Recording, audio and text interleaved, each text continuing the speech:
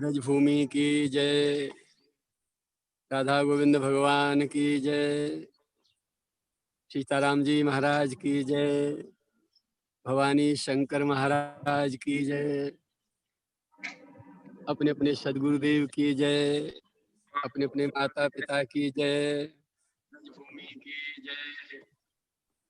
आगच्छ जानकी नाथ जानक्या सह राघव, गृहाण मम पूजां च वायुपुत्रादिभिर्युतः।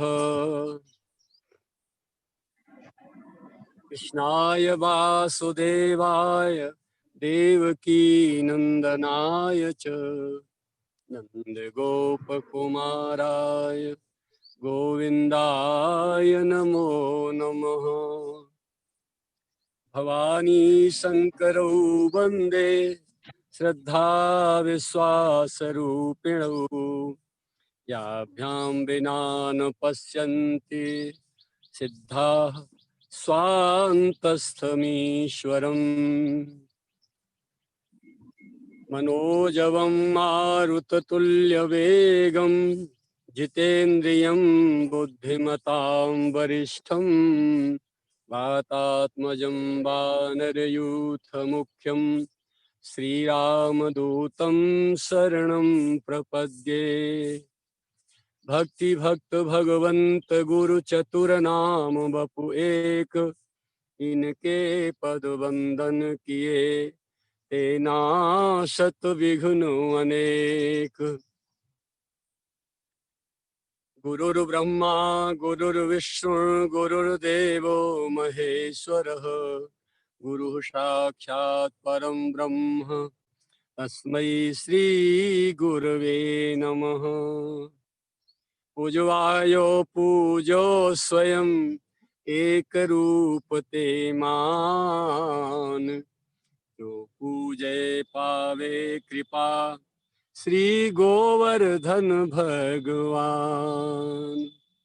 गंगा गायत्री गुरु गिरि गोवर्धन गाय, गीता ब्रज भूरवि सुता मैं प्रणवं शीस नवाय।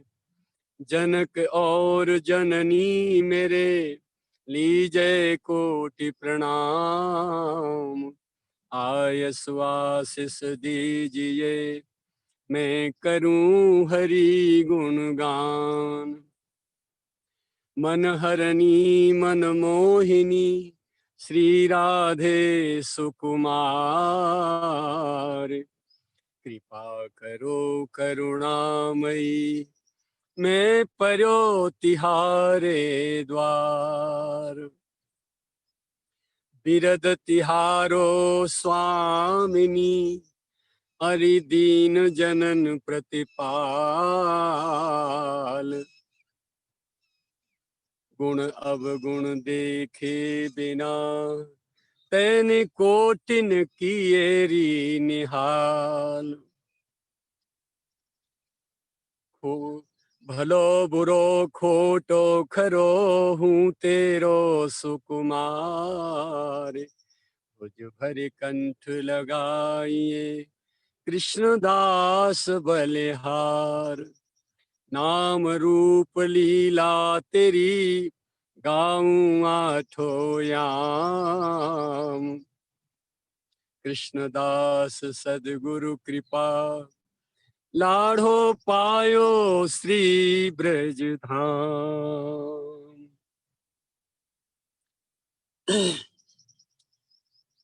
नित्य के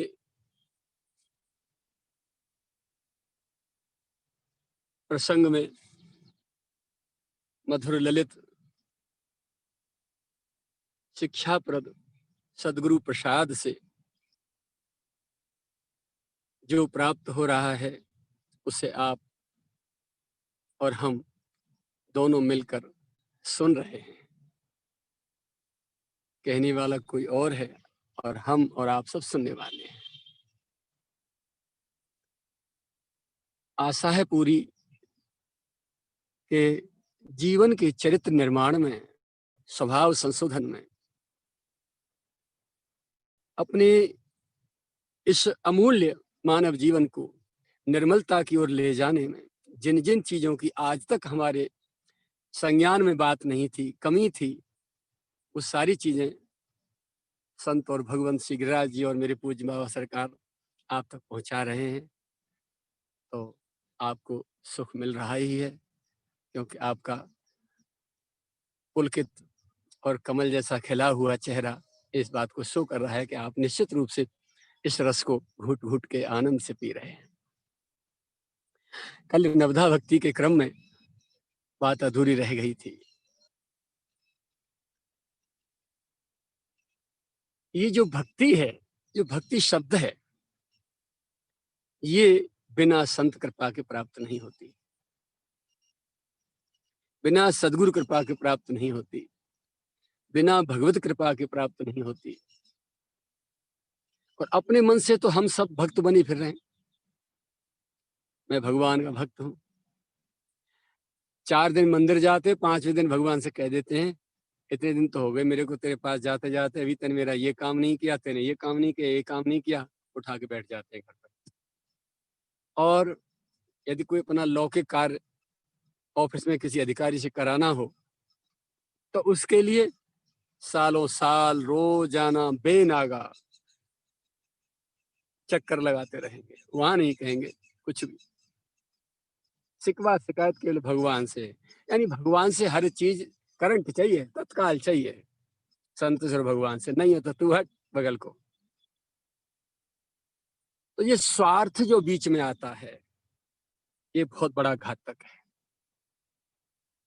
क्योंकि भक्ति भजन साधना भगवान की और कामना संसार की, भौतिक पदार्थों की, ये बहुत बड़ा धोखा है भगवान के साथ, अपने साथ, अपनी आत्मा के साथ और अपने कल्याण के साथ।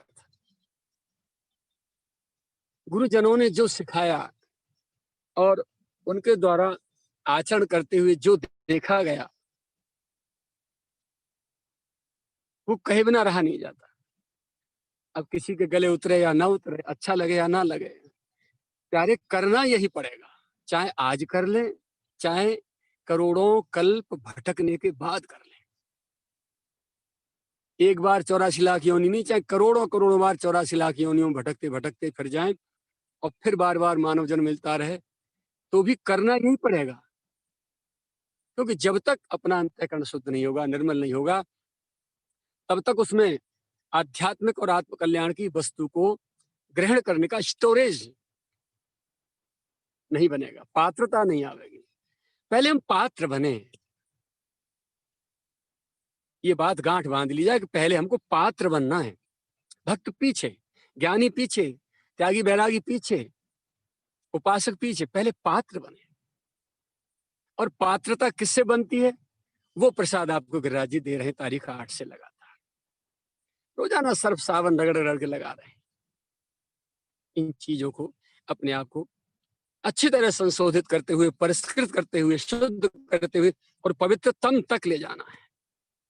कोई ये मान ले सब कुछ खाते रहेंगे, सब कुछ पहनते रहेंगे और भगवत प्राप्ति हो जाएगी, आत्म शांति प्राप्त हो जाएगी, मेरे भाई बहन, धोखा है। अपने आप को हम भले ही मान लेंगे, लेकिन अध्ययन कर लिया, बड़े बड़े लच्छेदार भाषाओं से बोल के व्यासपीठ से हम लोगों को रोमांचित करते हैं, लेकिन संसार को रिझाने तक की बात है। गोविंद को रिझाने के लिए आंखों में 2 बूंद पानी चाहिए। शब्दकोश यदि अध्ययन से संकलित हुआ है तो आपके अहंकार को बढ़ाएगा। और निर्मल अंतःकरण से आपने जो भी सरसवाणी में आप प्यारे के गुणानुवाद गाए हैं, तो वो मधुरता आपकी भीतर से आंखों के माध्यम से बाहर आए बिना, बाहर छल के बिना रह नहीं सकती, बरसे बिना रह नहीं सकती, और वही अंतःकरण को शुद्ध करने में सहायक होगी।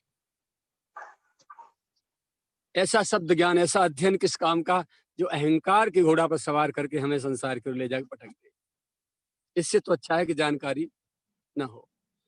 और संतों से सुना है, पूज्य महाराज जी भी कहते थे कि उपासक को भक्ति मार्ग को ज्यादा ज्ञान की, ज्यादा जानकार बनने की जरूरत नहीं है। वो जितना कम जानकार होगा उतना ही भक्ति मार्ग में सफल होगा। ज्यादा शास्त्र अध्ययन करना अपने को भटकाना है, नरसिंह जी महाराज की वाणी है, मत फसोरे मन जंगल, मत फसोरे मन शास्त्र जंगल है। संसार जंगल का फंसा हुआ प्राणी तो सदगुरु वाक्य से, शास्त्र वाक्य से निकल जाता है, लेकिन शास्त्र जंगल का भटका हुआ फंसा हुआ प्राणी ये नहीं निकलता, क्योंकि अहंकार की दीवारें खड़ी हो जाती हैं चारों तरफ, उसी में उलझ के मर जाता है। हृदय को निर्मल तत्वज्ञ बनाने की कोशिश की जाए, हर चीज का तत्व जानने की, मर्म जानने की कोशिश की जाए। जड़ में भीतर नीम में जाके बैठो, नीम कहाँ है, कहाँ तक इसकी गहराई, गहराई से बात को पकड़ के आओगे, सीढ़ी दर सीढ़ी जीना पर चढ़ते हुए, तो मैं समझता हूं फिर पतन नहीं होगा। 4 दिन ठीक चलते हैं, छोड़ दिया गुटखा तंबाकू बीड़ी सिगरेट और मांस मदिरा, जो भी बढ़िया बढ़िया चीजें खा पी रहे, और 5वें दिन थोड़ी सी हवा चली मित्रों की, बैठ गए महफिल में, फिर उड़ा दिया। ये क्या है? ये अपने मनोबल की कमी है, अपनी पात्रता की कमी है, और अपनी श्रद्धा की कमी है। अभी तक हम किसी संत के हाथ बिके नहीं है। बेटी जब तक बाप के घर रहती है तब तक चाहे जैसे जीवन जीती है, कहीं भी चीख रही होती है, कहीं भी खेल रही होती है, हाँ, कहीं भी परिवार में छोटे बड़े अपने साथी भाई बहनों को मारपीट कर रही होती है, मारपीट खा रही होती है, सब काम कर रही। लेकिन जब पाणी ग्रहण होकर पति के साथ चली जाती है पति घर, तो पिता के घर की सारी आन मान मर्यादाएं परंपराएं सब दरकिनार करनी पड़ती हैं, और पति घर की सारे आचरण, सारी मर्यादाएं, सारी नियमावली अपने जीवन में आचरण करने पड़ते हैं, तब जाके पति घर में निभाव होता है, तब निर्वहन होता है। अन्यथा तो न तू मेरा न मैं तेरा। पति घर में आकर के और हम बाप के घर की परंपराएं लागू करेंगे, तो जहां भी विस्फोट हो रहे हैं, डिवोर्स हो रहे हैं आपस में, वो इन्हीं बातों से हो रहे हैं कि बेटी ने अपने आप को परिवर्तन नहीं किया, पति कुल की परंपराओं को स्वीकारा नहीं है, इसीलिए डिवोर्स हो रहे हैं, इसीलिए विचारों में मतभेद हुआ, व्यवहार में रुक्षता आई, आपस में टकराव बने, जहां प्रेम की गंगा बहनी चाहिए थी वो सब चली गई एक तरफ। और सबसे बड़ी दिक्कत क्या है, आजकल, पहले तो बहुत सक्रिय थे और सहनशीलता बहुत थी, आज किसी में सहनशीलता नहीं है, जरा भी तनिक भी सहनशीलता नहीं, क्योंकि माता पिता बेटियों को अपने घर वो सिखाते नहीं है, ढीली छोड़ देते हैं। कॉलेजों में पढ़ रही हैं, वहां जा रही हैं, जो मन में आया जैसा आया वैसा कर रही हैं, घर पे आए माता पिता ध्यान ही नहीं दे रहे। अरे समय समय के साथ चलना चाहिए, सब ठीक है, लेकिन पति गृह जाकर के बेटी को दिक्कत आती है। ये तो उसको पहले से हमने शिक्षा दी होती, संस्कार दिए होते, भले विद्यालय में पढ़े, खूब शिक्षा लें, अच्छी अच्छी पोस्टों पे जाएं, उसमें कोई आपत्ति नहीं, लेकिन संस्कार विहीन होना ये सबसे बड़ा धोखा है संतान के साथ। माता पिता के द्वारा ये सबसे बड़ा धोखा है। उनको संस्कारित करिए, सुसंस्कारित कीजिए, सिखाइए कि कैसे कैसे परंपराएं होती हैं, कहाँ कहाँ कैसे कैसे निर्वहन होता है। कुछ बड़े बूढ़े भी जिद्दी होते हैं, वो अपनी जिद पड़े होते हैं, घरों में बड़े बड़े नाटक हो रहे हैं। अबोध और भोले भाले सभी बहन बेटियां गलत नहीं है, अबोध और भोले भाले सीधी सादी बेटियां किसी के घर में बहू बन के आ गई, अब उनके साथ सास बनी बैठी हैं, अहंकार के घोड़ा चढ़ी बैठी है। उनको सिखाने की बजाय, उनको प्यार दुलार देने की बजाय, बस देखो अहंकार का ठिकाना, रात दिन कलह, रात दिन कलेश, रात दिन टेंशनबाजी, इतना टेंशन दे देती हैं कि हार के वो सीधी गाय जैसी जो बेटी है वो खूंखार शेर की तरह सामने खड़ी हो जाती है, और फिर वो दशा बचाती है कि सीधे चलो कोर्ट कचहरी, सबको खींच के भीतर जेल पहुंचाती है और डिवोर्स करती है, और अपना क्या क्या दुनिया के नाटक सब जगह आप जान ही रहे हैं। ये संस्कार विहीनता की बात है। तो जब तक अंतःकरण निर्मल नहीं है, बुजुर्ग कहते थे आचरण की बात है भैया, इसलिए ये आपसे निवेदन की जा रही है।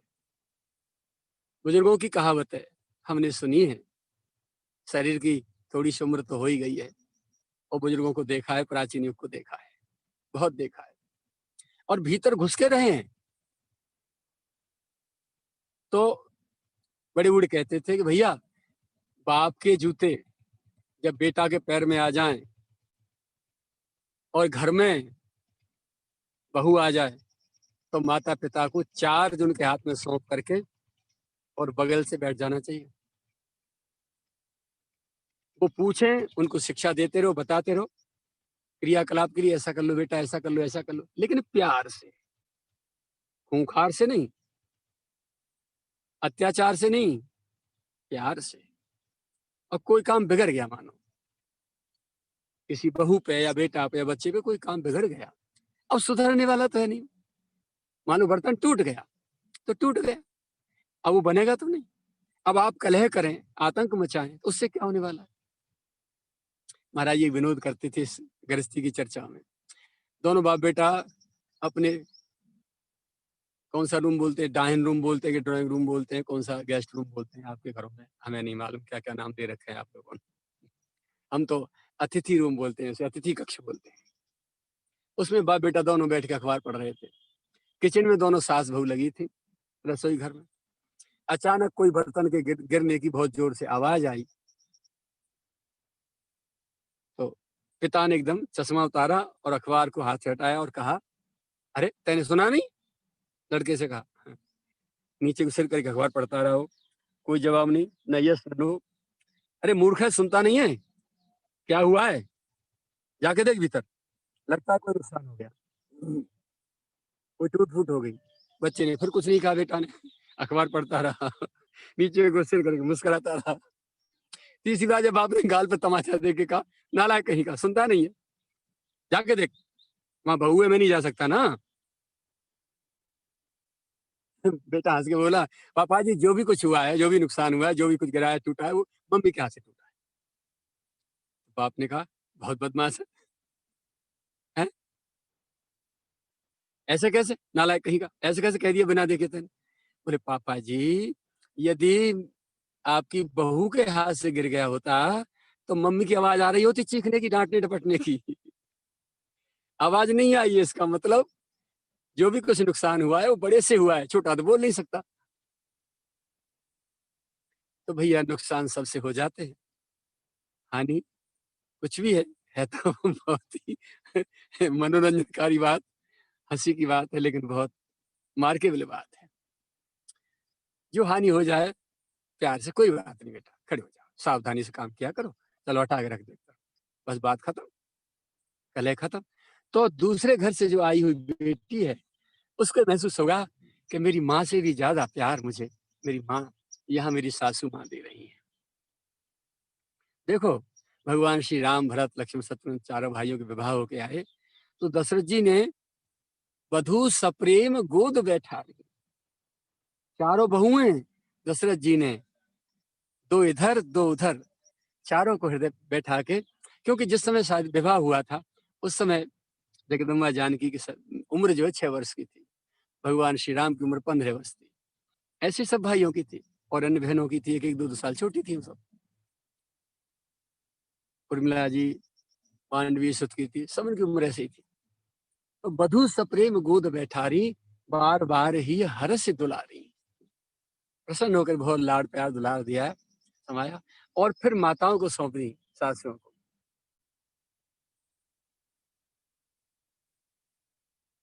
माताएं जो है उनको हृदय से लगा करके, सुंदर बधुन सासु ले सोई, सुंदर बधुन सासु ले सोई, फनिकन जिन मन उर गोई। जैसे मणिधर सर्प ने मणियों को जैसे अपने हृदय में छुपाया, ऐसे ही मानो ये चारों बहुएं, चारों राज दुलारी जनक जी की प्यारी बेटियां, ये मानो मणि मिल गई हों, इतना हृदय से लगा के अपने पास लेकर सोई, अलग नहीं सुनाई वो। और अब जगदम्बा जानकी जी की क्रिया देखो, यद्यपि गृह सेवक सेवकनी, राजमहल में, राज सदन में, महाराज चक्रवर्ती सम्राट महाराज दशरथ जी के राजमहल में, यद्यपि गृह सेवक सेवकनी, विपुल सदा सेवा विदगुनी, सेवा की एक में एक सेवा की क्रिया को करने में एक्सपर्ट से एक्सपर्ट, एकदम विशेषज्ञ से विशेषज्ञ सेवकियां और सेवक थे। अनेकों सेवक सेवकाओं के भरे राजमहल में जगदम्बा क्या करती हैं? यद्यपि गृह सेवक सेवकनी विपुल सदा सेवा विद गुणी, पर निज कर गृह परिचर्या कर रही। श्री रामचंद्र आयस अनुसरई, अपने हाथ से ही घर के सारे काम काज करती थी जगदम्बा जानकी। चारों बहू हैं, ये नहीं बड़े बाप की बेटी है तो हम राजा की बेटी है तो ये नहीं करेंगे, नहीं, अपने हाथ से सारे काम। निज कर गृह परिचर्या, घर की परिचर्या, परिचर्या का मतलब जो सेवकाएं करती हैं। आज आप जो है घरों में माताएं बैठी हैं और वो क्या करती हैं, देखो जी बर्तन वाली अलग लगा दो और रसोई वाली अलग लगा दो, हमसे नहीं होता है। फिर क्या होता है, पड़े पड़े बेड पे, कहीं बाहर तो आपको जाना है नहीं, खा रही हैं पी रही हैं बेडों पे पड़ी हैं, तो बस ऐश करने में धीरे धीरे धीरे धीरे शरीर निष्क्रिय होता जाता है और इतना जो फैट बढ़ जाता है बॉडी में, शुगर हो गया, बीपी हो गया, नसें दब गई, उठा नहीं जा रहा है, बस गए काम से। अब क्या बोले जिम जा रहे हैं, तो फालतू की मूर्खता है नहीं है। अरे अपने घर में जम के कार्य करो, सेवा करो, हाथ पैरों को चलाओ, शरीर को संचालित नहीं करोगे, इसको एक्सरसाइज नहीं दोगे तो ये आपको धोखा दे देगा, पटक देगा, एक जगह पड़े रहो। तो हमको श्री रामचरितमानस सिखाती है, बैरियू राम बड़ाई करही, क्यों बोले बोलन मिलन विनय मन हरही। शत्रु भी राम जी की बड़ाई करते थे, बोले क्या कैसी कैसी मीठी बोलन है प्यारे की, कितनी विनम्रता है, दीनता से बोलते हैं, झुक के बोलते हैं, मधुर मुस्कुरा के। बोलन मिलन विनय, मिलते हैं सबसे ऐसे मधुर व्यवहार से मिलते हैं कि मन को हर लेते हैं। ये है, देखत ही हर्षे नहीं नैनन नहीं स्नेह। सामने हम गए तो देखते ही हर्षित नहीं हुए, कोई व्यक्ति जिससे हम मिलने के लिए गए हैं वो हमको देखते ही प्रसन्न नहीं हुआ है, चेहरा कमल की तरह नहीं खिला, आंखों में प्रेम के अश्रु नहीं आए।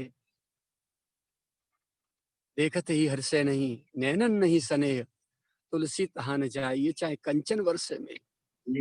भले ही वहां सोने का मेह बरसात क्यों नहीं होती हो, अपार संपत्ति राशि क्यों नहीं मिलती हो तुम्हें, लेकिन आपको देख के हर्षित नहीं होता, वहां तुलसीदास बाबा कहते हैं कि आपको वहां नहीं जाना चाहिए। गजब की बात है। जगदम्बा सती जब अपराध हो गया, कथा नहीं सुनी और चल दी वहां से, भगवान शंकर जी ने त्याग दिया, राम जी के सामने जी सीता जी का रूप बना लिया। उस परित्याग में भगवान के में पति की बात नहीं मानी और चलती चली गई और वहां जाके पहुंची,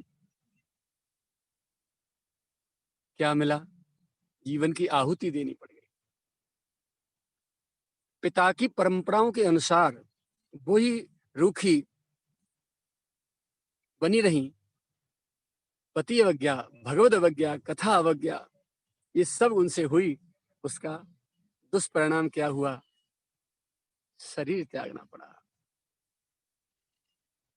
तो बहनों से, माताओं से, घर में भाइयों से, बुजुर्गों से, सबसे ये करबद्ध प्रार्थना है, भले ही भूखे बैठे रहना, भले ही चटनी से खा लेना, भले ही नमक से खा लेना, लेकिन आपस में मतभेद नहीं, एक दूसरे को समझने की कोशिश की जाए, बड़े छोटों पर प्यार करें, छोटे बड़ों का सम्मान करें, उनकी आज्ञा पालन करें, फिर घर में विवाद होने का प्रश्न नहीं है।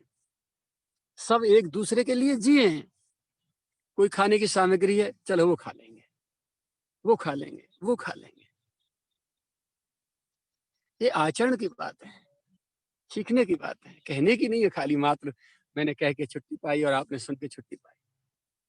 बहन भाइयों में कलह होता है, उन घर में रहने वाले माता पिता के हृदय के फूल टुकड़े के रूप में जो बच्चे बैठे हैं, उनसे भी मेरा करबद्ध जो है प्रार्थना है। एक उदाहरण, पिता सर्विस करते थे, वो बाजार गए किसी कार्य के लिए, जब आए तो एक दिन मिष्ठान का डिब्बा लेके आए, उसमें पेड़े थे, पेड़ों से भरा हुआ 2 किलो रहा होगा।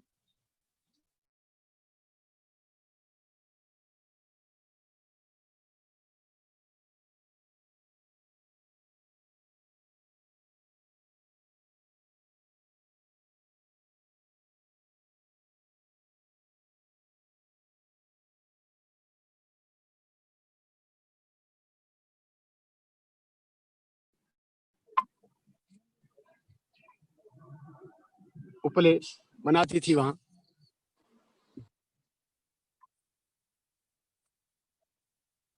तो वहां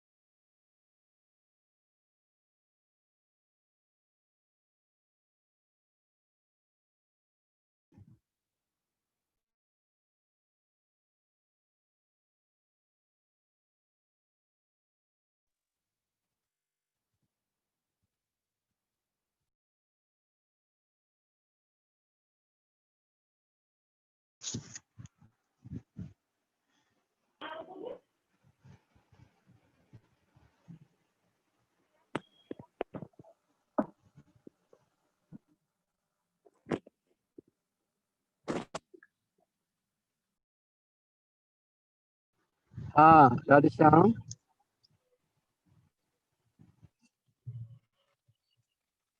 आवाज आ रही है? हाँ। तो बड़े बेटे ने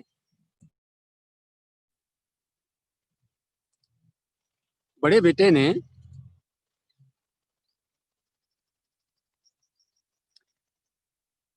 वो डिब्बा निकाला और निकाल के उसमें से उस मिष्ठान के 6 हिस्से किए।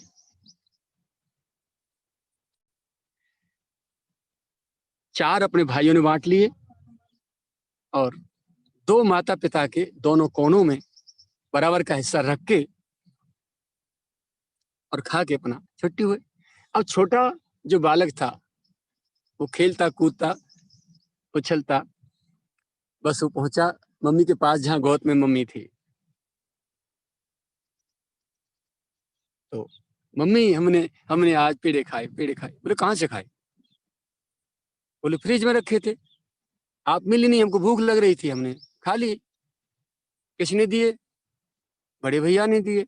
अच्छा कहाँ है, बुलाओ उसको। उसको बुलाया। माँ ने कहा क्यों रे, गंदी बात, बिना मम्मी के दिए तुमने कैसे खाए अपने आप? तो बोले बड़े साहब, बोले मम्मी मैंने बराबर हिस्से करके बांट दिए थे। बोले तेरा विश्वास नहीं है, मैं छोटू से पूछूंगी। हाँ भाई छोटू बता, कितना दिया इन्होंने तुमको? बोले जितने हम तीनों भाइयों को दिए उससे 1 पेड़ा कम लिया था भैया ने।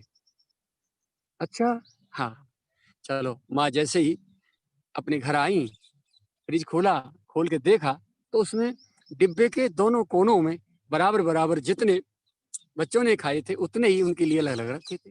बोले ये किसके लिए रखे हैं? बोले एक हिस्सा मम्मी का, एक पापा का। माता पिता गदगद हो गए, प्रसन्न हो गए, चलो हमारा भार उतर गया। अब ये समान रूप से बांट के खाने लगे। नहीं हमको ये रहता था कोई ज्यादा खा जाएगा कोई कम खा जाएगा, चलो बराबर बांट के खाने लगे। अब हमारा भार उतर गया। ये हमको शिक्षा देती है। जब हम परिवार में रह रहे हैं तो हम ही अच्छा खाएं, हम ही अच्छा पहने, ऐसी भावना गलत है।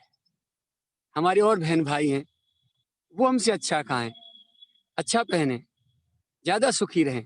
ये भावना यदि सबकी बनी रहेगी तो बच्चों में विरोध नहीं होगा, विद्रोह नहीं होगा, अशांति नहीं होगी, प्रेम बना रहेगा। इन चीजों पे ध्यान देने की बात है। बड़ी बड़ी माताएं अकारण टेंशन करती हैं, बहुओं को त्रास देती हैं।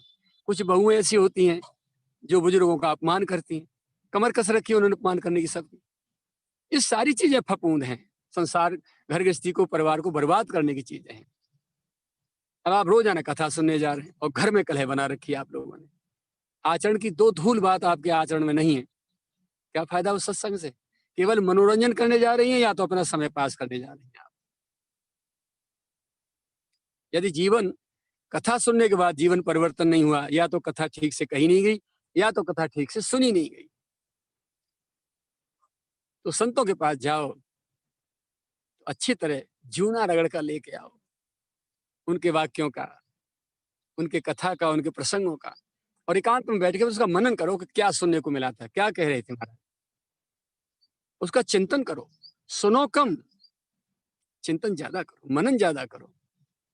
मनन करके, मंथन कर करके, मंथन पूरा माखन निकाल दो उसका, तब जाके उसको जीवन में आपको कुछ कर पाएंगे आप। हमारे जीवन में संपर्क में बहुत लोग आए, बहुत बहुत साल पुराने, 25-25, 30 साल पुराने लोग भी रहे, बार बार फिसलते रहे। वो हमारे दोस्त देखते रहे, अपने दोस्त तो देखना दूर, वो हमें दोस्त निकालने की कोशिश करते रहे। परिणाम क्या हुआ? आज हमसे करोड़ों कोस दूर हैं। जब तक आप विकार से मुक्त नहीं होंगे, आपका आहार, आपका संग, आपका व्यवहार, आपका स्वभाव, आपकी वृत्ति, आपके आचरण एक एक करके ये शुद्ध नहीं होंगे, परिष्कृत नहीं होंगे, पवित्र नहीं होंगे, निर्मल नहीं होंगे, तब तक आपको गुरु की वाक्य को ग्रहण करने की पात्रता नहीं आएगी। शास्त्र वाक्य को आप ग्रहण नहीं कर सकते, आचरण करना तो बहुत दूर। केवल माला चलाने से काम नहीं चलेगा, इन चीजों पर विशेष ध्यान दिया जाए। भले ही भजन कम हो जाए, लेकिन ये जो आचरणीय विषय हैं, शुद्धि, पवित्रता, आचरण का संशोधन, स्वभाव संशोधन। पूज्य महाराज जी कहते थे, अध्यात्म को हम क्या सुधारेंगे, वो तो खुद सुधरा हुआ है ही। बिगड़ा हुआ है तो हमारा व्यवहार, हमारा स्वभाव, हमारा आहार, हमारी वृत्ति, हमारे आचरण, हमें ये सुधारने हैं। ये सुधर गए तो हम सुधर गए, ये नहीं सुधरे तो हम अध्यात्म से कुछ भी नहीं ले पाएंगे, कुछ भी नहीं ले पाएंगे। हर बात को बड़ी गंभीरता से पकड़ो, समझो। बड़े यदि कोई आक्रोश वाणी में कुछ बोल रहे हैं, क्रोध में भी कुछ कह रहे हैं, तो उसको बैठ के गंभीरता से सुनो और फिर मनन करो, ये क्यों कह रहे हैं, क्या कह रहे हैं ये। यदि कोई सामने वाला हमारे दोष हमें बता रहा है, उससे बड़ा हितैषी हमारा कोई नहीं हो सकता, क्योंकि माँ हाथ से मल साफ करती है और निंदक जीभ से मल साफ करता है हमारा। अपने कानों तक आए हुए हर शब्द को भगवान का प्रसाद मान के ग्रहण करना चाहिए।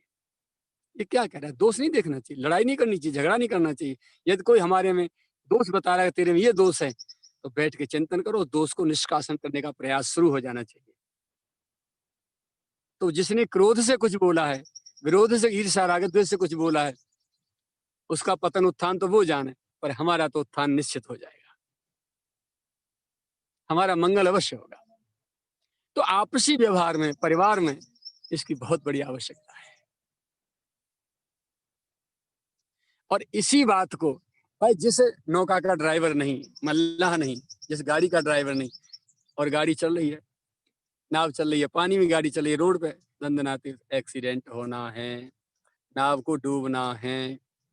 इसलिए जीवन की नैया की पतवार जो है, उसका कोई कर्णधार, कोई ड्राइवर होना चाहिए, और वो होना चाहिए कोई संत महापुरुष।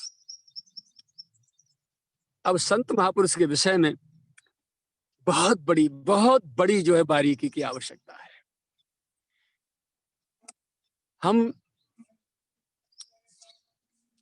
चाहते हैं कि हमें कोई बहुत अच्छे त्यागी, तपस्वी, बैरागी, अनुरागी, बहुत हाईकोर्ट के संत हमको गुरु के रूप में मिले, और अपनी ओर देखते नहीं कि उनके लायक हमारी योग्यता है कि नहीं।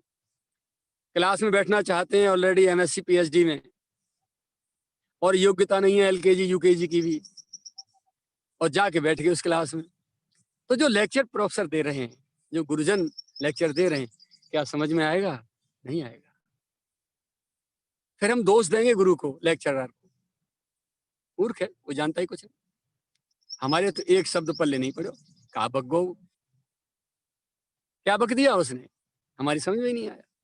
अरे भैया, उसका दोष नहीं है, वो जिस क्लास का प्रोफेसर है, लेक्चरर है, वो उस क्लास के स्तर से लेक्चर दे रहा है। तुम उस क्लास के विद्यार्थी नहीं, स्टूडेंट नहीं है, तुम्हारी योग्यता वहां तक नहीं, तुम्हारी क्षमता वहां तक नहीं है। तो शनै शनै रूपमें बुद्धा धृत गीता, धीरे धीरे धैर्यशालिनी बुद्धि से धीरे धारण करके अपने आप को संसार से, चित्त को हटाओ, विकारों से हटाओ और निर्विकारता की ओर चलो। यानी भगवान की उपासना करने से पहले हमें निर्विकारता की उपासना करनी चाहिए। पड़ोसियों से लड़ने की अपेक्षा विकारों से लड़ना चाहिए। किसी का अपमान करने की अपेक्षा पहले अपना अपमान करना चाहिए, अपना अभिमान गिराना चाहिए। अब गुरु की प्राप्ति कैसे होती है, थोड़ी चर्चा कर लेते हैं। जो कुछ भजन साधना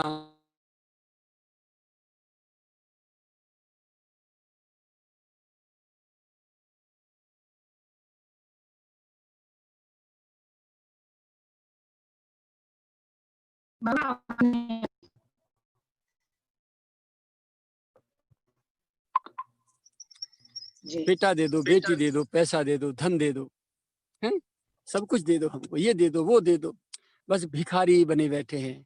यानी कामनाएं समाप्त नहीं हो रही हैं हमारी।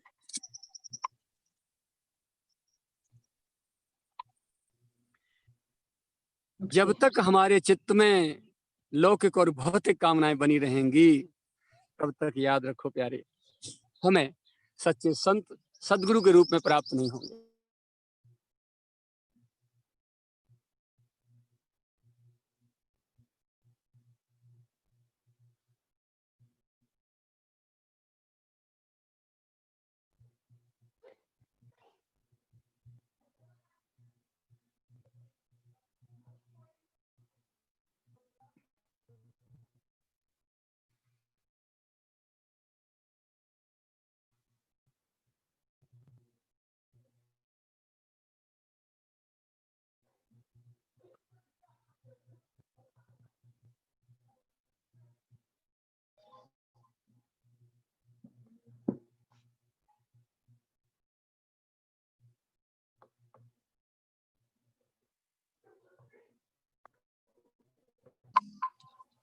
जब तक हमारे चित्त में भौतिक संसारी वस्तुओं की कामनाएं भरी हैं, तब तक हमें सदगुरु प्राप्त नहीं होंगे। गुरु मिलेंगे, और वो भी गुरु हमें खुद खोजने पड़ेंगे। अपनी भौतिक आवश्यकताओं की पूर्ति कराने की सामर्थ्य वाले गुरु हमें खोजने पड़ेंगे। एक बात सब जगह कहते सुनी जाती है, गुरु कीजिए जान और पानी पीजिए छान। तो ये बात यहाँ लागू होती है, जब तक हमारे चित्त में भौतिक पदार्थों की इच्छाएं, कामनाएं भरी पड़ी हैं, तब तक हमें गुरु को जान के करना होगा। वो हमारी इच्छा की पूर्ति करा सकते हैं कि नहीं करा सकते। ये बात केवल भौतिक जगत तक सीमित है, उससे आगे नहीं इसकी पहुंच। एक भगवान से चाहना और दूसरी भगवान को चाहना, दो बात है। हम ये देखें, चाह हमारी दो प्रकार की होती हैं, एक भगवान से चाहना और एक भगवान को चाहना। से चाहने में भगवान को छोड़ के अन्य सारी पदार्थ, वस्तु, व्यक्ति, स्थान, कुछ भी हो सकता है, जमीन जायदाद, संतान, हैं, पति पत्नी, धन संपदा, कुछ भी हो सकता है। तो जब तक इन चीजों की हमारे चित्त में चाह बनी रहेगी, तब तक हमको सदगुरु प्राप्ति नहीं होगी।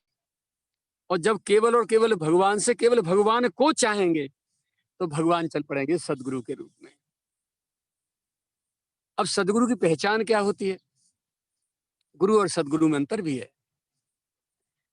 गुरु हमें केवल हमारी मनोवांछित वस्तु की प्राप्ति का उपाय बता के चले जाएंगे। नाम दान भी देंगे, कंठी भी देंगे, दीक्षा भी देंगे, सब काम करेंगे।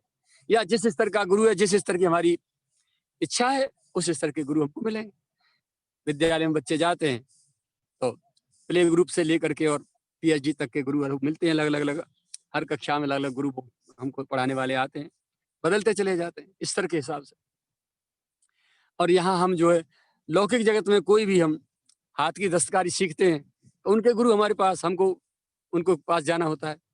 कोई काश्तकार हैं, काठ का काम करते हैं, लकड़ी का, केवाड़ राटी का, लोहे के हैं, लोहार हैं, या जो भी हैं, तो उनके गुरु अलग अलग होते हैं।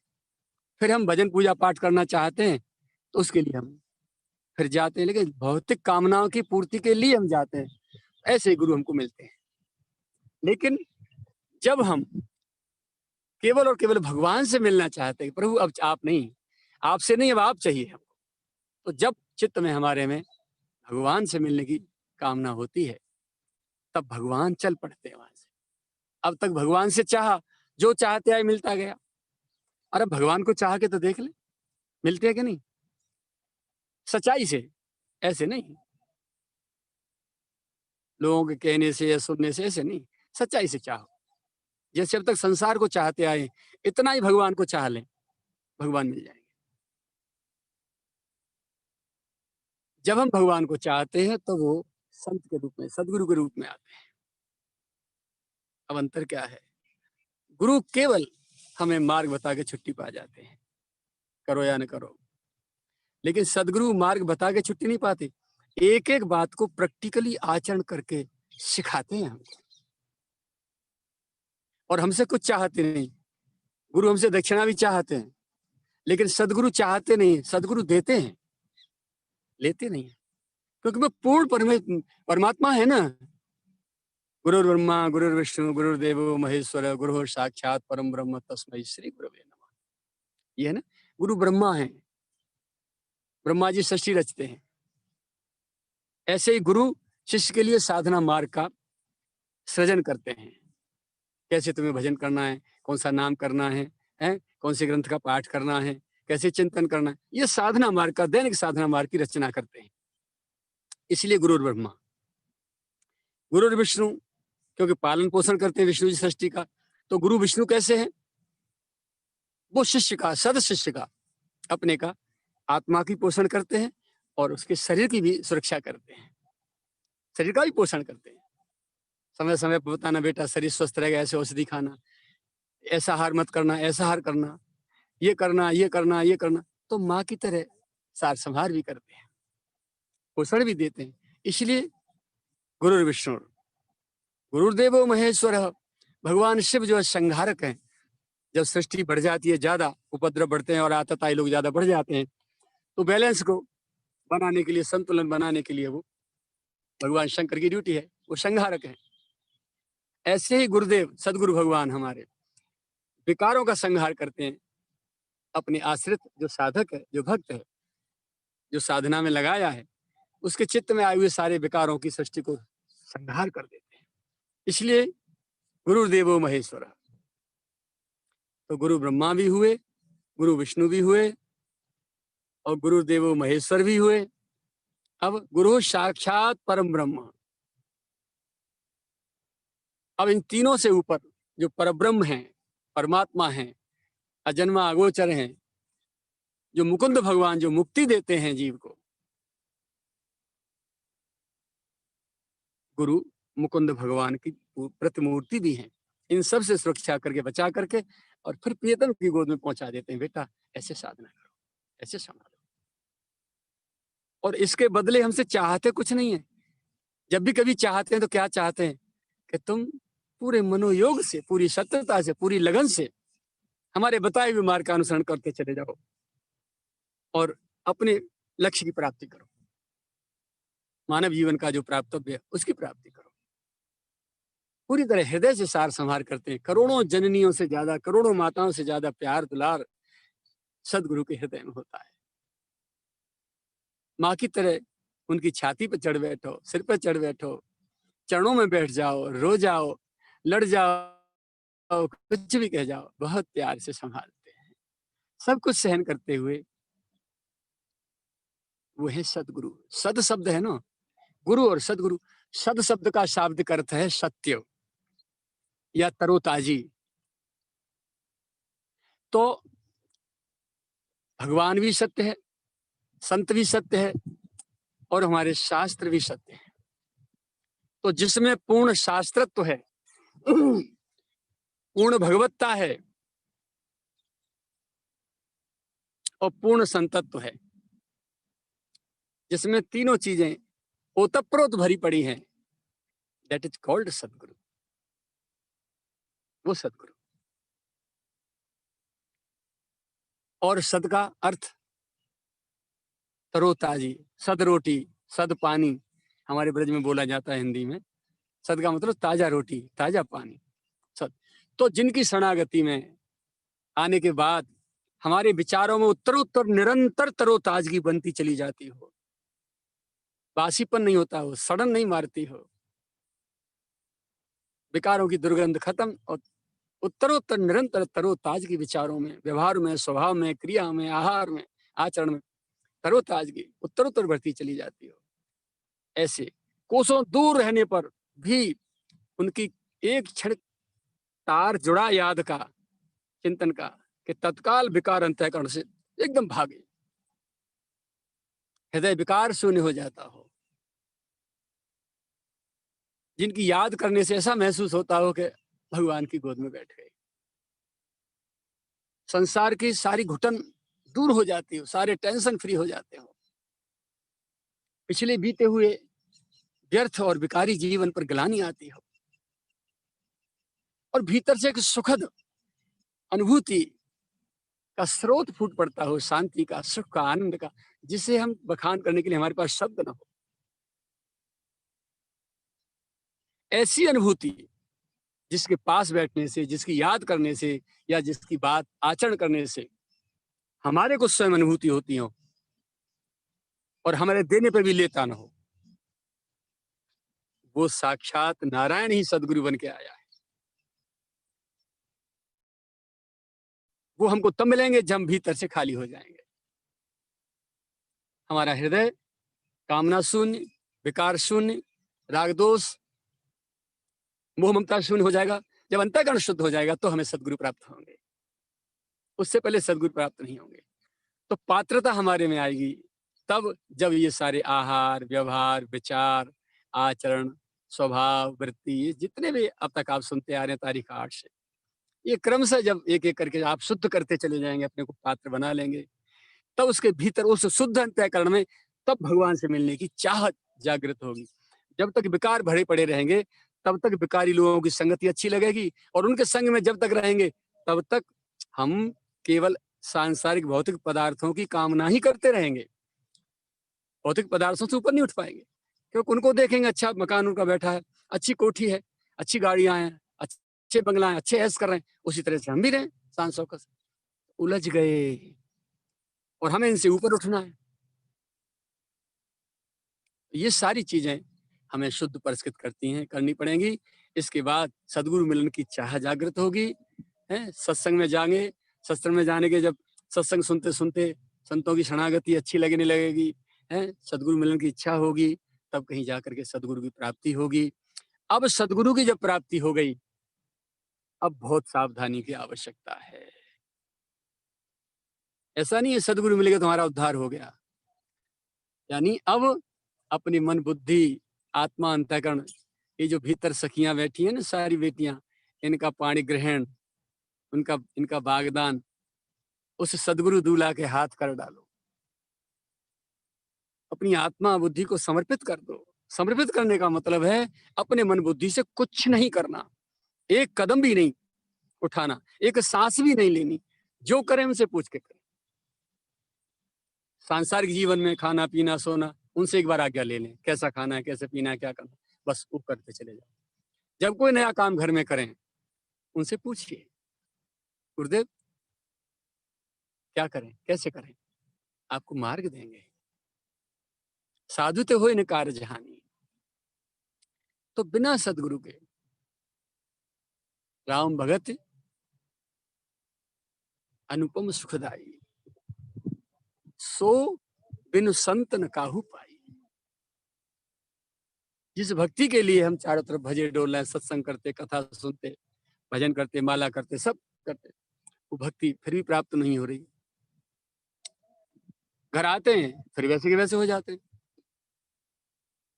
बदले नहीं, केवल वहां तक बदले रहते हैं जहां बैठे होते हैं, तब तो लगता है कि थोड़ा बदलाव आया, लेकिन लौट के घर आए नशा उतर गया, फिर उसी वातावरण में आते ही हम वैसे के वैसे हो गए। तो बिना सदगुरु कृपा के भगवत भक्ति, आत्मोत्थान, आत्म कल्याण संभव नहीं। तो अब ये वस्तु जो प्राप्त होगी नवधा भक्ति, भगवान श्री राघवेंद्र सरकार माता सबरी को सुना रहे हैं, क्योंकि सदगुरु निष्ठ थी माता। नवधा भक्ति जो उन्होंने सुनाई, बड़े भाव से और प्यार से सुनाई थी। मेरा चिंतन है, शायद ऐसा लगता है कि सदगुरु से, मतंग ऋषि उनके सदगुरु थे, शायद पूरी वस्तु जो सदगुरु देना चाहते रहे होंगे वो नहीं दे पाए होंगे। नारी शरीर और सबर कन्या होने के नाते जब उनको स्वीकारा था मतंग जी ने, कल इस पर चर्चा करेंगे, उनका विषय सुनाएंगे सबरी माता का। नवदा भक्ति की पूर्णता तब होगी जब जिनको भगवान ने उपदेश किया है पहले उनका पावन चरित्र सुन लेंगे, उससे निष्ठा पूरी हो हमारी होगी, गुरु भक्ति हमारी दृढ़ होगी। इसलिए माता सबरी का पावन चरित्र कल सुनेंगे। तो शायद मेरा जहां तक चिंतन ऐसा लगता है, गुरुदेव नहीं दे पाए होंगे मतंग ऋषि, निष्ठा के अनुसार अधूरी रह गई होंगी, केवल वाक्य कह दिया बेटा तेरी इस कुटिया में राम आएंगे, उसी में लगी रही वो। क्योंकि उस समय के जो संत महापुरुष थे, सबरी को स्वीकारने के कारण उनका मतंग ऋषि का बहिष्कार किया था सभी ने। इन्होंने सबर कन्या को शिष्या बनाया है, आश्रम में नहीं, आश्रम के दरवाजे पर कुटिया बना के रखी, फिर भी स्वीकारी तो है। बनते हुए काम को बिगाड़ने वाले लोग हमेशा से रहे दुनिया में। अकारण जो है लंबरदारी उन्हें चलानी अपनी, अपना अनुशासन पेलना दूसरों पे, चाहे ज्ञान उत्थित हो चाहे भक्ति उत्थित हो, अपने उस अहंकार से प्रेरित होकर के दूसरे को कुछ नहीं समझना, उनको हानि पहुंचाना, उनको नीचा दिखाना, बस ये काम रहता है, पहले से रहा है समाज में हमेशा से। और जो अधूरे होते हैं, जिनको सही मार्ग नहीं मिला होता है, जिन्होंने अपने आप को नहीं समझा और जिन्होंने सामने वाले को नहीं समझा, जिन्होंने भगवान को नहीं समझा, संसार को नहीं समझा, जिन्होंने कल्याण मार्ग को नहीं समझा, ऐसे लोग ऐसी क्रियाएं करते हैं। भले ही अध्ययन करके अच्छे शब्दकोश इकट्ठे कर लिए हों, लच्छेदार भाषा बोल के व्यासपीठ से लोगों को आकर्षित करके धन इकट्ठा कर लिया, ऐसा कर लिया, वो अलग बात है, उससे कुछ होने वाला नहीं। इससे भगवान नहीं रीझते, संसार को रिझा लिया जाएगा। संसार जो रीझ जाएगा तो आपको अपनी सांसारिक भौतिक पदार्थ है आपको दे जाएगा, दक्षिणा में ले जाओ, गुरु जी पैसा ले जाओ, कपड़े ले जाओ, आश्रम बनवा लो, गाड़ी ले लो, बाकी न उनका आत्म कल्याण आपका आत्म कल्याण, वंचित रह गए। तो नव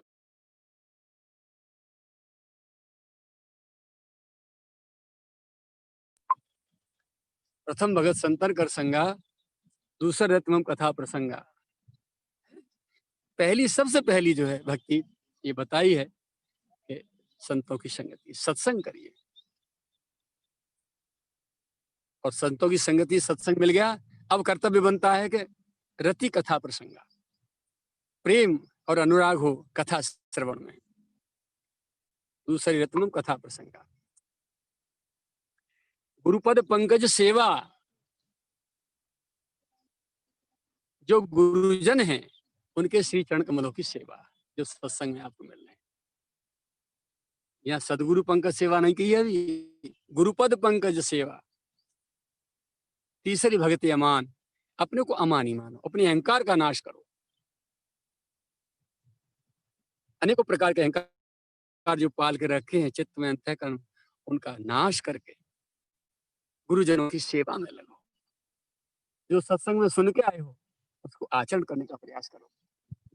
चौथी भगति मम गुणगन करे कपट तज गान, जो वहां से सीखने को मिले, फिर भगवान के पावन चरित्रों का गायन करो, पाठ करो, नाम करो, चिंतन करो। मंत्र जाप हो, मम दृढ़ विश्वास, मंत्र का जाप हो, गुरुजनों से प्राप्त हुआ, चित्त में दृढ़ विश्वास लेकर के कि मैं आपको मिलूंगा, आप मुझे मिलेंगे, अवश्य मिलेंगे। ये बात क्यों कही? क्योंकि गुरु के वाक्य को विश्वास करके माता सबरी ने, महाराज जी कहते थे कहीं कहीं 2000 वर्ष का, कहीं कहीं 20,000 वर्ष की प्रतीक्षा है माता सबरी की, गुरु वाक्य से बंद करके। बेटी तेरी इस कुटिया में राम आएंगे। राम को आना पड़ा, अयोध्या का सिंहासन छोड़ना पड़ा एक गुरु भक्त के निष्ठा के कारण। अपनी बिलखती माता छोड़नी पड़ी, पिता छोड़ने पड़े, अवधवासी छोड़ने पड़े। यह है गुरु निष्ठा की चुंबक, जिसने मैग्नेट ने जबरदस्त खींच लिया था लोकीनाथ को। कंटकाकीर्ण मार्ग में ठोकर खाते हुए सी अत्यंत सुकोमल सी चरणों में अनेकों प्रकार के कांटे हैं टकराते हुए, सब लगते हुए, तो वहां जाके ढूंढा माता सबरी को, कहाँ तड़प रही है। तो जब हम सदगुरु प्राप्ति के लिए, भगवान से मिलने के लिए तड़पते हैं, तो भगवान चल पड़ते हैं। तो वहां हमारी जिम्मेदारी नहीं बनती सदगुरु को पाने की, खोजने की। सदगुरु हमें स्वयं खोजता है कि मेरा लाल मेरे लिए कहाँ तड़प रहा होता है, क्योंकि सदगुरु भगवान ही होते हैं, भगवान ही सदगुरु का रूप लेके आते हैं।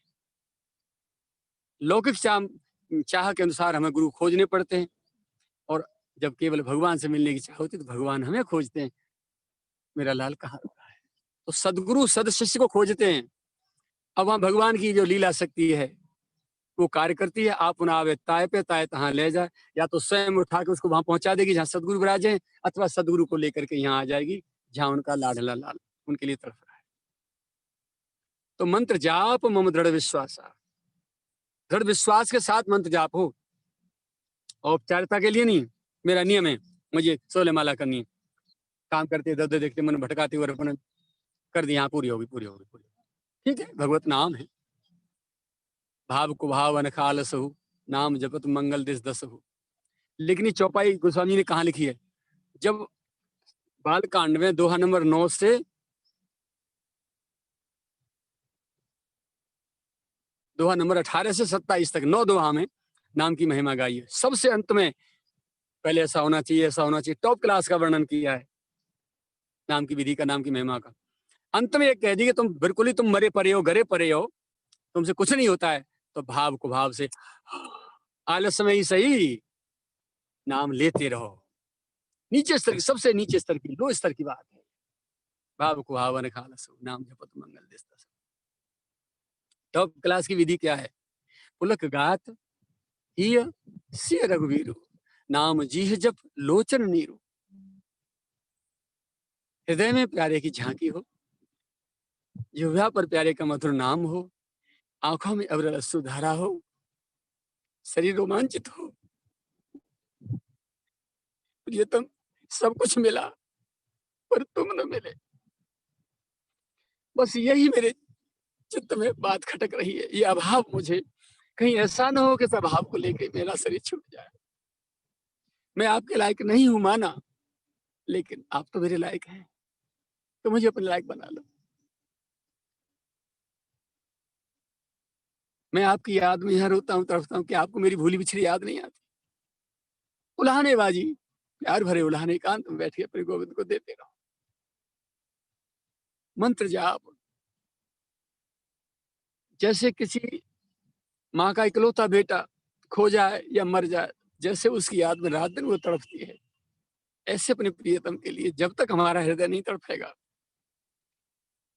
राम नाम रटते रहो जब लग घट में प्राण, कबहू तो दीन दयाल के भनक पड़ेगी काल। हृदय से बिलखते हुए, तड़पते हुए, पूरी आत्मीयता से, पूरे भाव से, पूरे अपनत्व के साथ अपने प्रियतम का नाम मंत्र जाप मम दृढ़ विश्वासा, पंचम भजन सुबेद प्रकाशा। ये 5वां भजन, 5वीं भक्ति है। वेदों में इसका प्रकाश है, वेदों ने इसको प्रकाशित किया है, वेदों ने बखान किया है। छठ दम शील विरत बहुकर्मा, 6वां नंबर। छठ दम, इंद्रियों का दमन, बाहरी। छठ दम शील, शील देखा ना, दीवार पे शील आ गई, नमी आ गई, यानी ऐसी चित्त में, व्यवहार में, वाणी में हर समय नमी बनी रहे, रूखापन हो, खुरदरापन हो, किसी के साथ कर्कश व्यवहार न हो, रूक्षता का व्यवहार न हो, कटु वाणी का प्रयोग न हो, छठतमशील विरत बहु कर्मा, बहुत से बहुधनों से अपने आप को खींच के बचा के धीरे धीरे खींचते आओ, समेटते आओ अपने आप को, बहुत से कर्मों से विरक्ति हो जाए, उपरति हो जाए, छुटकारा पाते जाओ। निरत निरंतर सज्जन धर्मा, जब इनसे बचो फिर क्या करना है, बोले आगे ये करना है कि सज्जनों के, संतों के जो धर्म है, जो आचरण है, जो अब तक आप सुन रहे हैं, ये महापुरुषों के आचरण है, इनको अपने आप में प्रैक्टिकल आचरण करने का प्रयास इसमें करो। ये छठवीं भक्ति है, निरत निरंतर सज्जन धर्मा, यानी संत के सद्गुणों को धारण करने की उपासना करनी है,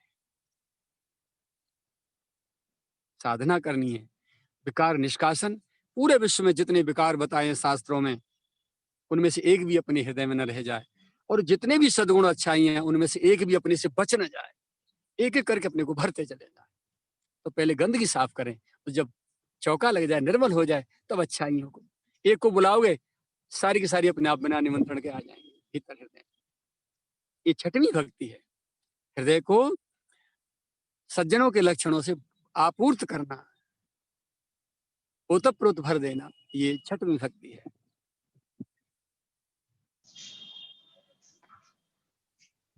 छठतमशील वृत्ति बहु कर्मा, निरत निरंतर सज्जन धर्मा, सातम सम। अब समान दृष्टि आपकी आवश्यक, दुख सुख में, मान अपमान में, लाभ हानि में, संयोग वियोग में एक समान रहना, ये साधना है। सातम सम वो कैसे आवेगी? सातम सम,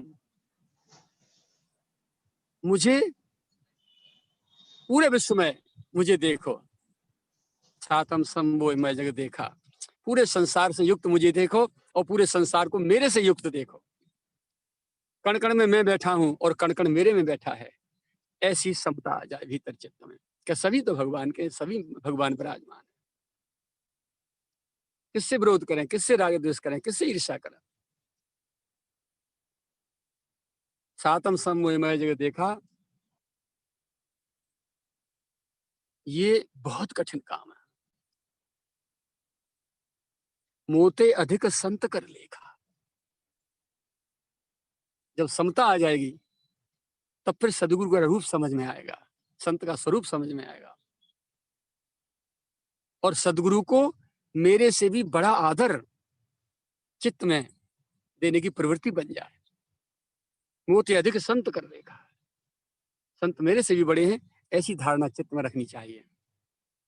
आठम जथा लाभ संतोषा, आठवीं भक्ति है जो प्राप्त हो जाए देशकाल परिस्थिति के अनुसार, सुख दुख लाभ हानि संयोग योग है, जैसा भी प्राप्त हो जाए, कुछ जैसा लाभ जो भी प्राप्त हो जाए, आठम जथा लाभ संतोषा, उसी में संतुष्ट है,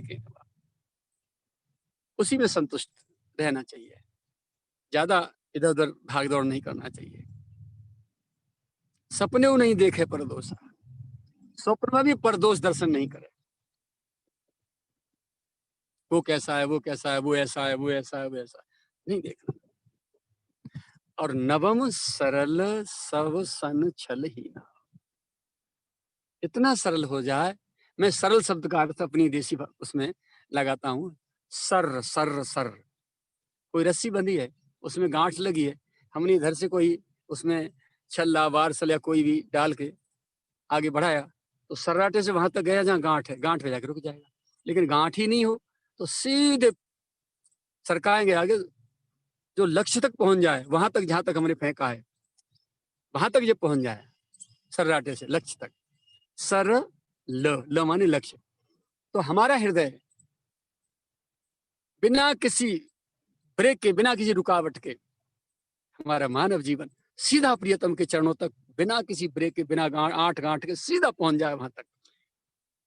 हमारा लक्ष्य है प्रियतम की प्राप्ति, सदगुरु चरणों की प्राप्ति, भगवत प्राप्ति, तो वहां तक हमारा हृदय बिना किसी ब्रेक के, स्पीड ब्रेक के पहुंच जाए, उसको कहेंगे सरल। नवम सरल सबसन छलहीना, ये कब होगा? जब दूसरों से हम छलहीन होंगे, दूसरों को भी छल कपट करेंगे तो छल कपट की गांठ पड़ गई, तो सरल नहीं हो पाएंगे हम। सरल कब होंगे? जब छलहीन होंगे, गोस्वामी जी की चौपाइयाँ, पहला शब्द जो है प्रश्न है तो अगला उसका उत्तर है। नवम सरल सब संचल हीना, मम भरोश ही हर्ष न दीना। न हर्ष, न शोक, न दुख, कुछ नहीं, मेरा भरोसा पूरा रहे। और दूसरे संसारी जीवों का भरोसा नहीं, किसी के बल पे गाड़ी नहीं चल रही है, भगवान के बल पे चल रही। देख लो आज का समय, सबके भरोसे विश्वास धरे रह गए ना। प्रभु अनुभव करा रहे हैं ना कि सबका आश्रय मैं हूं, सबका सुपरिंटेंडेंट मैं हूं, ऑल इन ऑल मैं हूं। तो नवम सरल सब संचल हीना, मम भरोसे हर्षन दीना। भगवान ने नवधा भक्ति 9 प्रकार की बताई और आगे कह रहे हैं, नवमहु एकऊ जिनके होई, नार पुरुष सचराचर कोई, कोई भी सही, स्त्री पुरुष या कोई सचराचर जीव, कोई भी नपुंसक कोई भी हो, इन 9 में से कोई एक किसी के भीतर है, सोई अति से प्रिय भामिनी मोरे, वही मुझे अत्यंत प्रिय है, मेरे प्राणों से भी ज्यादा प्यारा है। सकल प्रकार, इसमें तो सकल प्रकार भगति दृढ़ तोरे, देवी तेरे भीतर तो सारी भक्तियां भरी पड़ी हैं, 9 की 9।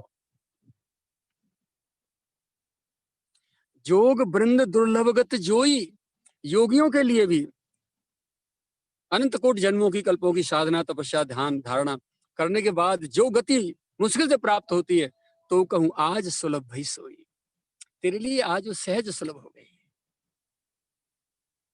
वो क्या? भगवत दर्शन, भगवत साक्षात्कार। मैं तेरे सामने खड़ा हूं, हे भामिनी।